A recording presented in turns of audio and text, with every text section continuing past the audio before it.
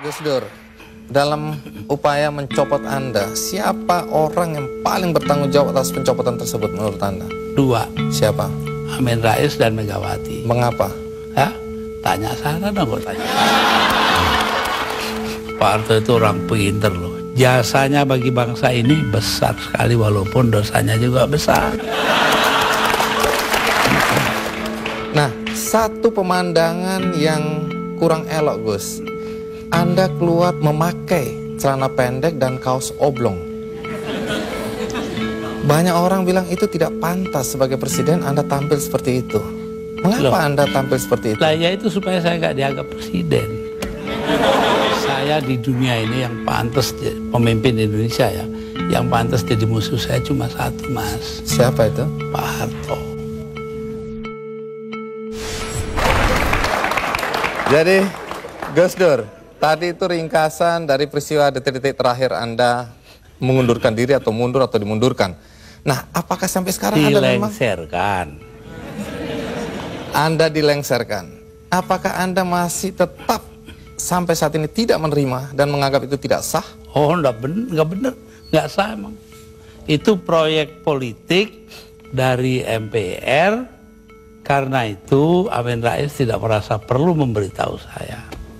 Iya, tapi begini Gus, setelah Anda merasa itu tidak sah, tapi toh kenyataannya Gus Dur digantikan oleh Megawati, kemudian sekarang kita punya presiden namanya SBY, semua berjalan normal saja. Lalu apa negatifnya bagi bangsa dengan pencopotan Anda tadi? Bukan soal bangsa, ini soal hukum. Saya dilengserkan secara politis. Secara hukum belum pernah dibuktikan saya bersalah. Yang bersalah bahkan pansusnya DPR yang dipimpin oleh sekarang Menteri Sosial Bakhtiar Hamzah. Yaitu menurut undang-undang pansus-pansus itu harus tutup pintu supaya nggak didengar orang dari luar. Tapi oleh Bakhtiar Hamzah dibuka 10 cm, di situ berjejer-jejerlah tipnya wartawan. Nah kan, waduh, semua yang ada dalam sidang diketahui dunia luar. Itu pula yang membuat saya, oh ya kalau gitu mereka maksudnya melengsarkan saya dengan segala cara. Hukum gak hukum. Tapi sesudah itu apa upaya yang Anda lakukan? Gak ada. Sebab penakut bangsa ini. Kenapa Anda bilang penakut? Bangsa ini penakut karena tidak mau bertindak kepada yang bersalah. Akhirnya gak ada yang ditindak toh. Tapi sekian tahun sudah berlalu Gus. Untuk apa rasa penasaran, perasaan? Loh, saya nggak pernah itu terserah bangsa Indonesia. Saya itu memaafkan semua sampai istri saya marah kepada saya karena saya pergi ke rumah Megawati. Tapi kenapa Anda lalu ke Megawati kalau memang Anda marah dan kecewa? Saya nggak marah, yang mestinya marah itu bangsa ini. Mereka diem aja lah, kenapa saya jadi ribut? Saya nggak mau ribut. Baik, Gus Dur. Tapi disuruh memandang itu benar nggak bisa dong. Orang kan ada batasnya.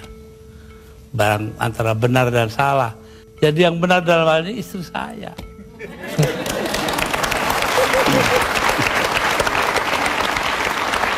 Tapi kenapa Gus Dur nggak mau nurut? Tanya dia, jangan tanya saya dah.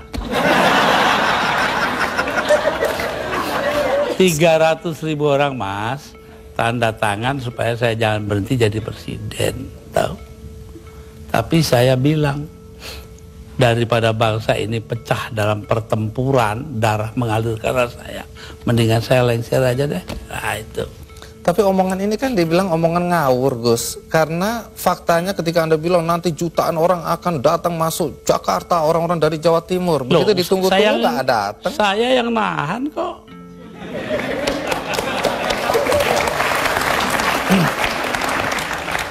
Jadi kalau nggak ditahan sama Gus Dur, datang lah beneran itu ya? Bukan begitu, artinya tetap saja kebenaran kita pertahankan. Tapi sikap kita itu jangan sampai bangsa ini perang saudara. Dan itu pengorbanan Anda?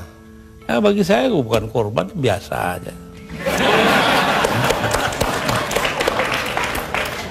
Nah, satu pemandangan yang kurang elok Gus. Anda keluar memakai celana pendek dan kaos oblong. Banyak orang bilang itu tidak pantas sebagai presiden Anda tampil seperti itu. Mengapa Anda tampil seperti itu? Lah ya itu supaya saya nggak dianggap presiden. Terus manfaatnya apa dengan dianggap tidak sebagai presiden? Loh, orang dingin hatinya, nggak jadi marah. Tapi Gus Dur, dalam upaya mencopot Anda, siapa orang yang paling bertanggung jawab atas pencopotan tersebut menurut Anda? 2, Siapa? Amin Rais dan Megawati. Mengapa? Hah? Tanya sana dong, kok tanya. Nah, kalau memang Megawati dan Amin Rais dianggap orang yang paling bertanggung jawab atas pencopotan Anda, apakah Anda dendam sama mereka? Nah, ngapain dendam Mama Amin? Artinya Gus Dur sudah melupakan itu, sudah memaafkan. Maafkan, lupa sih enggak. Nah, pernahkah setelah peristiwa ini, apakah itu Megawati atau Amin Rais datang ke Anda untuk meminta maaf? Nggak ada. Mereka merasa dirinya benar, ya sudah. Besok-besok akan terbukti oleh bangsa ini sendiri kok. Pernyataan ini agak bertentangan dengan kenyataan bahwa kelihatannya Gus Dur sama Pak Amin Rais sama Ibu Megawati akur-akur aja, rukun-rukun aja. Saya di dunia ini yang pantas pemimpin Indonesia ya, yang pantas jadi musuh saya cuma satu, Mas. Siapa itu? Pak Harto. Artinya Tapi apa itu pun saya di raya masih ke sana. Masih jadi teman baik saya. Artinya apa itu? Artinya saya nggak punya musuh dong di Indonesia.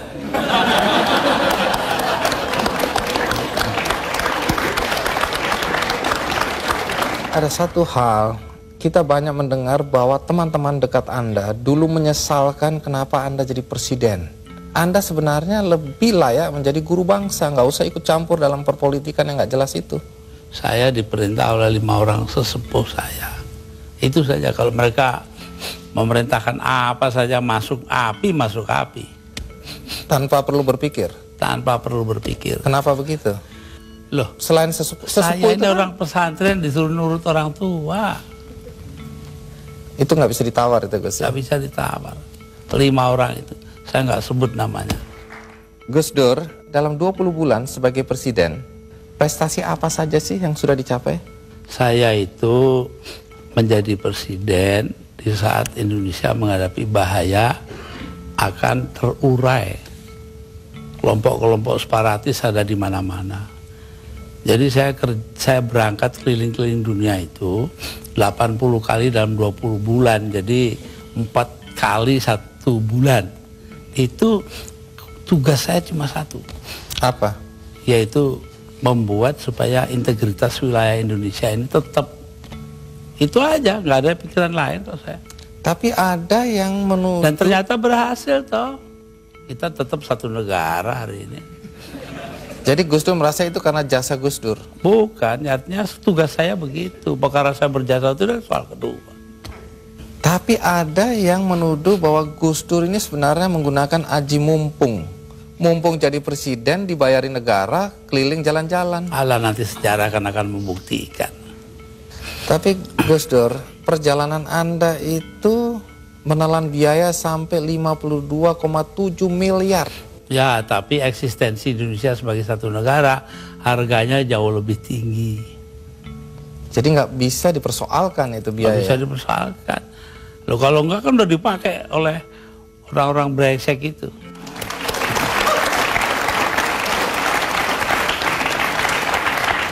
Salah satu yang masih menjadi perdebatan sampai sekarang adalah ketika Gus Dur membubarkan Departemen Sosial dan Departemen Penerangan. Kalau Departemen Sosial dulu, apa alasan persisnya? Sementara banyak orang terlantar yang harus diayomi oleh departemen itu. Persisnya itu. Karena departemen itu yang mestinya mengayomi rakyat, ternyata korupsinya gede-gedean. Sampai hari ini. Kalau membunuh tikus kan tidak perlu membakar lumbungnya. Oh memang. Kenapa Anda bakar lumbungnya? Bukan. Karena tikusnya sudah menguasai lumbung.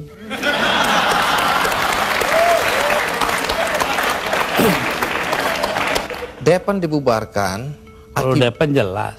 Akibatnya sekarang pers itu sangat tidak terkontrol. Begini Bahkan pornografi sekarang merajalela. ya. Ya, betul. Itu dosa Anda loh.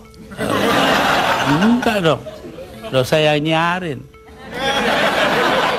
Saya diapa-apakan itu saya bekerja menurut ketentuan Undang-Undang Dasar. Undang-Undang Dasar menjamin kebebasan berpikir.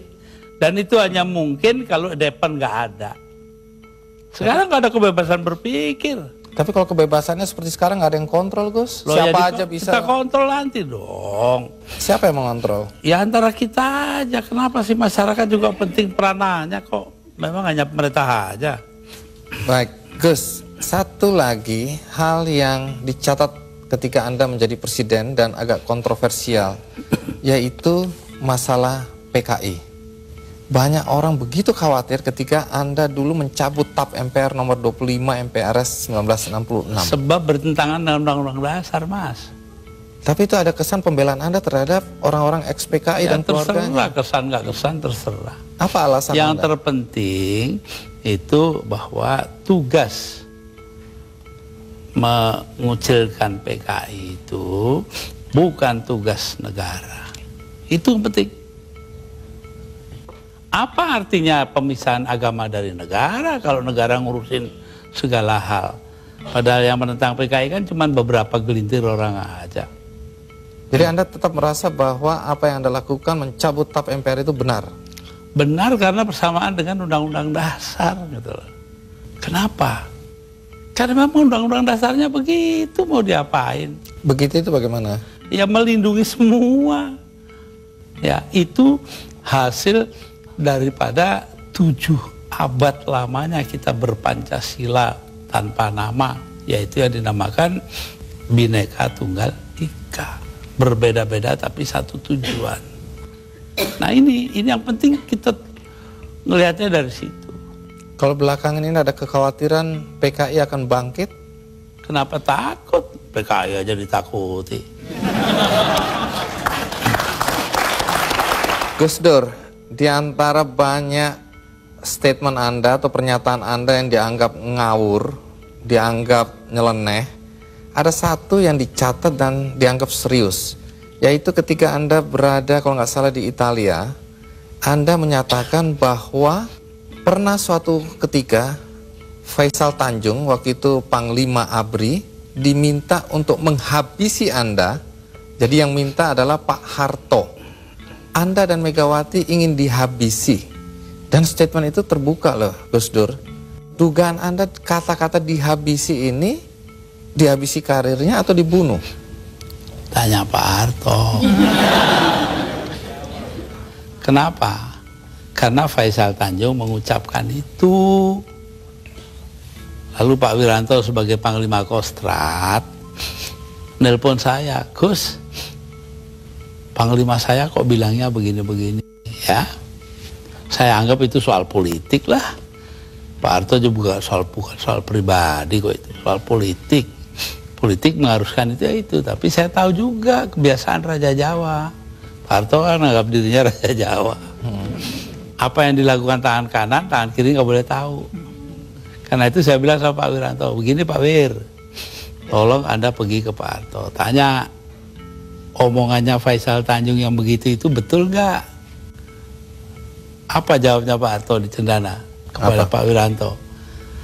Bahwa, wah nggak mungkin dong saya begitu.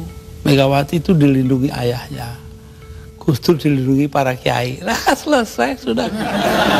Mau soal politik, saya nggak ada dendam pribadi, nggak ada. Malah saya terus terang aja, ini ada Yeni anak saya ini, ikut saya kemarin hari raya pertama hari Sabtu, saya soal Pak Harto, ya maaf-maafan hari raya sudah selesai, terus makan pulang. Ya, tapi ini kan untuk meluruskan sejarah, jangan sampai orang salah paham mengenai ini. Pak Faisal Tanjung juga secara terbuka mengklarifikasi bahwa tidak pernah ada itu. Jadi apa yang Anda kalau bilang, Pak Wiranto dong, dia mengatakan Pak Wiranto bohong. Anda bilang ada operasi naga hijau, naga merah, itu kan orang memang bilang, ya begitu saya dengarnya kok. Gus Dur ini ngarang-ngarang aja. Ya saya nyatanya nanti sejarah akan buktikan betul tidaknya itu. Tapi Gus Dur sendiri pernah datang ke Pak Harto untuk mengklarifikasi ini? Nggak perlu, ngapain? Tapi dari penjelasan Pak Wiranto memang Pak Harto bilang tidak pernah ada karena tadi itu ya. Kayak kemarin ini, saya ke tempatnya Pak Harto. Sepulang saya, dengan suara terbata-bata karena Pak Harto itu sudah banyak lupa. Itu ngomong kepada para ajudannya. Ngomongnya apa? Saya pengen ngomong dengan Gus Dur panjang-panjang tapi nggak bisa. Itu tuh. Coba. Kenapa nggak bisa? Ya karena dia pelupa itu. Terbanyak gak lupa. Pak Harto itu orang pinter loh. Jasanya bagi bangsa ini besar sekali walaupun dosanya juga besar. Siapa tokoh yang Anda anggap pantas untuk memimpin bangsa ini ke depan? Lebih dulu tanyalah, apa yang harus diperbuat bangsa kita? Bangsa kita ini paling kaya di dunia, kok jadi paling melarat sekarang? Artinya? Karena korupsi dibiarkan, tidak ditindak.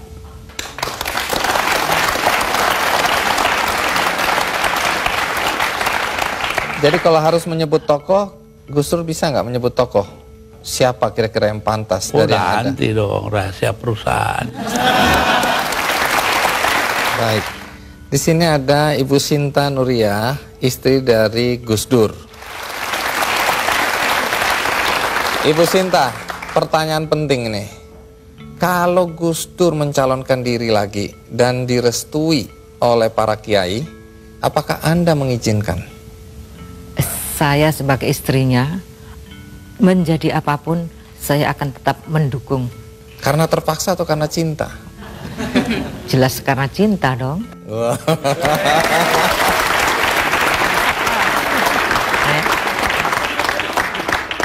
Tapi boleh tahu nggak, mana yang membuat Anda bahagia? Sebagai istri Gus Dur sekarang atau sebagai istri Gus Dur ketika menjadi presiden? Sebagai istri Gus Dur, baik sebagai presiden, sebagai orang biasa, sebagai kiai, atau sebagai apapun, saya akan tetap bahagia di sampingnya. Saya baca di biografi Gus Dur ini, dulu Anda ini cantik dan diperebutkan. Sekarang sih masih cantik juga. Ya? Tapi dulu Anda cantik dan diperebutkan oleh banyak pemuda. Tapi yang tidak terungkap di sini, mengapa Anda mau kawin sama Gus Dur? Karena itu adalah kehendak Allah. Yakin? Saya yakin. Saya dapat informasi katanya Anda dipaksa oleh paman. Paman siapa? Jadi Saya punya paman. ah, Nanti dulu. nanti dulu. Namanya Pak Aziz Bisri. Ya, dia marah. Loh kok Nuria itu mau aja salaman dengan Abah Kiai Bisri Sansuri, kakek saya dari ibu. Kenapa? Saya kan juga pengen salaman. Nah, itu paman ngiri. Oh. Ibu Sinta, apa sifat-sifat Gus Dur yang paling menyenangkan buat Anda?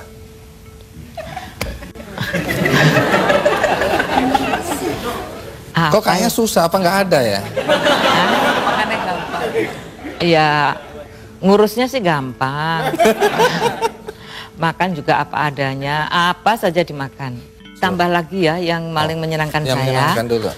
Pada setiap kali saya melahirkan anak, ya, setiap malam kan biasanya anak bangun. Nah itu setiap kali anak saya bangun nangis, maka Mas Dur yang pertama kali bangun, kemudian mengganti popoknya yang kena kencing, kemudian mengangkatnya dan menyerahkan kepada saya. Saya tinggal netein, setelah anak saya tidur, kemudian diambil lagi, ditaruh di box lagi.